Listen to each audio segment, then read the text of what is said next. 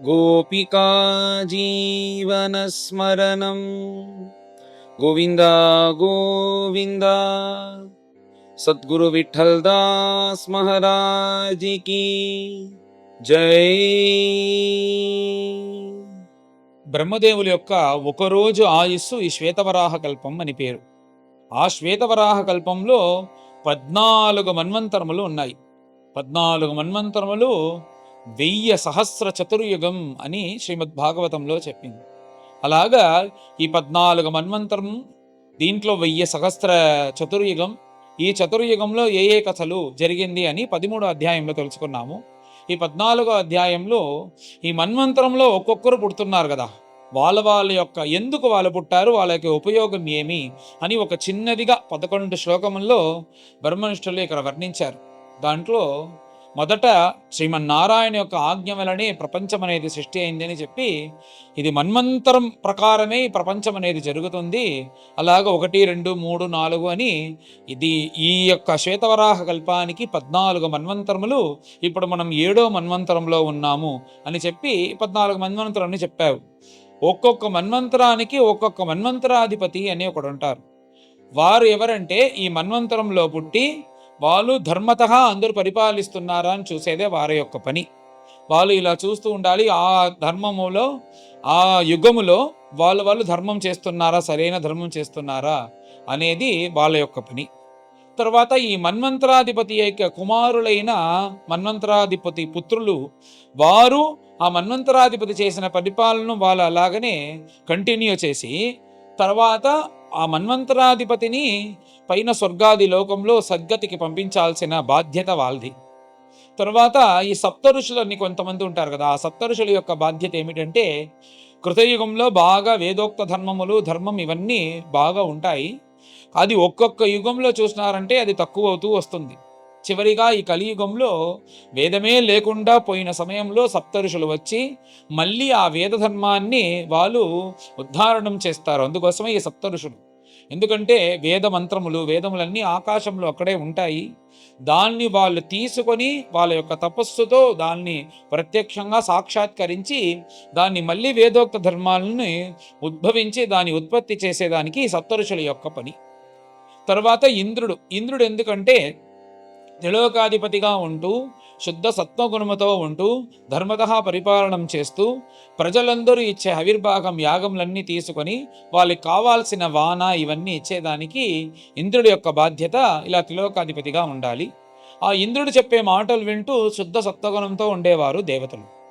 అంతేకాకుండా ఇంద్రుడి పక్షుడిగా ఉండి అప్పుడప్పుడు వచ్చే జగన్ములు, ఆ రాక్షసులు, అసురుల దగ్గర నుంచి ఆ ఇంద్రుడిని కాపాడడానికి అప్పుడప్పుడు సాక్షాత్ భగవంతుడే వచ్చి ఇంద్రపక్షంగా ఉండి కాపాడుతారు అని ఈ మన్వంతరంలో ఎవరెవరు వచ్చి ఎలా వచ్చి ఇలా ఉంటున్నారో వాళ్ళ యొక్క పనులన్నీ బ్రహ్మనిష్ఠులు ఇక్కడ వర్ణించి, అంతేకాకుండా ప్రభువులు ధర్మ సంస్థాపనం కోసం ప్రభువులు అవతారం చేసి, ఇంకా కూడా ఆ ప్రభువులు మహాత్ములుగానే అవతారం చేస్తారంట. వ్యాసులు, నారదుల్లాగా కూడా అవతారం చేసి ఈ ధర్మాన్ని స్థాపించేదానికి భగవంతుడు వస్తారు అని చెప్పి చిన్న అధ్యాయంలో ఈ మన్వంతరం కోసం వస్తారు కదా ఈ పాత్రములు, వాళ్ళ యొక్క పని, వాళ్ళు ఏమి, వాళ్ళ యొక్క కర్తవ్యం అని చెప్పారు.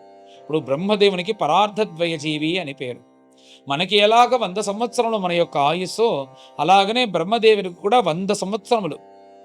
ఆ కాలం మన కాలం లాగా కాదు. అలాగనే బ్రహ్మదేవుని యొక్క ఆయన ఆయుస్సులో మనం ఇప్పుడు ఎక్కడున్నామంటే, ఆయన 50 సంవత్సరాలు అయిపోయింది ఆయనకు. ఆయనకు పరార్థం ఒక పరార్థం అంటే ఆయన యొక్క ఆయుస్సులో 50 సంవత్సరములు. అది అయిపోయిన తర్వాత ఇప్పుడు రెండో పరార్థంలో 28వ ఒక రౌండ్, 28వ సంఖ్యలో శ్వేతవరాహ కల్పం అనే ఈ కల్పంలో 28వ కలియుగంలో ఇప్పుడు ఉంటున్నామంటూ అది ఒక పెద్ద లెక్క. ఈ లెక్కతో, ఈ సంఖ్యతో పాటు బ్రహ్మదేవుడు ఉంటున్నారు. బ్రహ్మదేవుని యొక్క ఒక్క దినము 1000 సహస్ర యుగములు అంటే దాదాపు మీకు 250 కోటి సంవత్సరముల దాకా ఒక దినం మన యొక్క ఆయుస్తో పూర్తి చూసినామంటే, అలా చూసినామంటే ఇది పెద్ద లెక్క. ఇలాగ బ్రహ్మదేవుని యొక్క 100 సంవత్సరములు, తర్వాత దానికి ముందు మహాప్రళయం, ఇలాగ ఇది చలిస్తూ ఉంటుంది.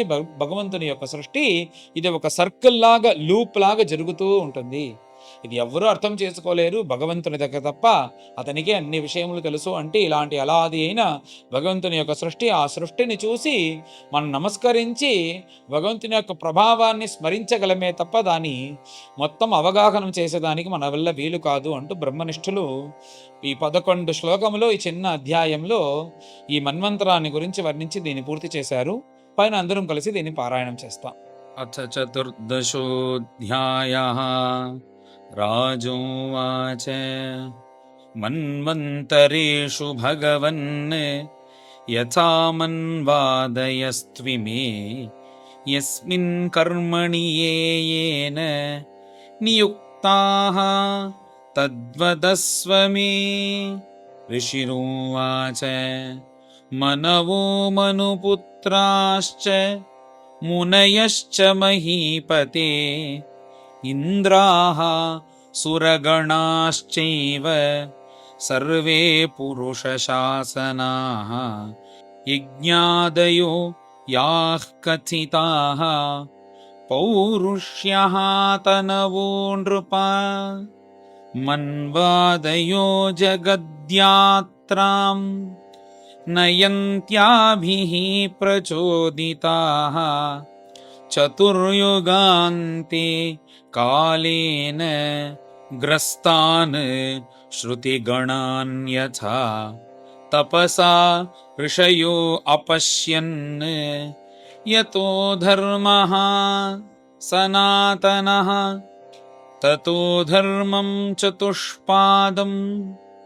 మనవో హరిణోదితాః యుక్తాః సంచారయంత్యద్ధా స్వే స్వే కాలే మహీం నృపా పాలయంతి ప్రజాపాలాః యావదంతం విభాగశః యజ్ఞభాగభుజో దేవాః ఏ చ తత్రాన్వితాశ్చ తైః ఇంద్రో భగవతా దత్తాం త్రైలోక్యశ్రియమూర్జితాం భుంజానః పాతి లోకాం స్త్రీన్ కామం లోకే ప్రవర్షతి జ్ఞానం చానుయుగం బ్రూతే హరిః సిద్ధస్వరూపధృక్ ఋషిరూపధరః కర్మ యోగం యోగేశరూపధృక్ సర్గం ప్రజేశరూపేణ దస్యూన్హన్యాత్ స్వరాడ్వపుః కాలరూపేణ సర్వేషాం అభావాయ పృథుగ్గుణః స్తూయమానో జనైరేభిః మాయయా నామరూపయా విమోహితాత్మభిః నానా దర్శనైః న చ దృశ్యతే ఏతత్ కల్పవికల్పస్య ప్రమాణం పరికీర్తితం యత్ర మన్వంతరాణ్యాహుః చతుర్దశ పురావిదః. శ్రీహరయే నమః. శ్రీహరయే నమః. ఇది శ్రీమద్భాగవతే మహాపురాణే పారమహంస్యాం సంహితాయాం అష్టమస్కంధే చతుర్దశోऽధ్యాయः. గోపికా జీవనస్మరణం గోవింద గోవింద. సద్గురు విఠల్ దాస్ మహారాజ్ కీ జై.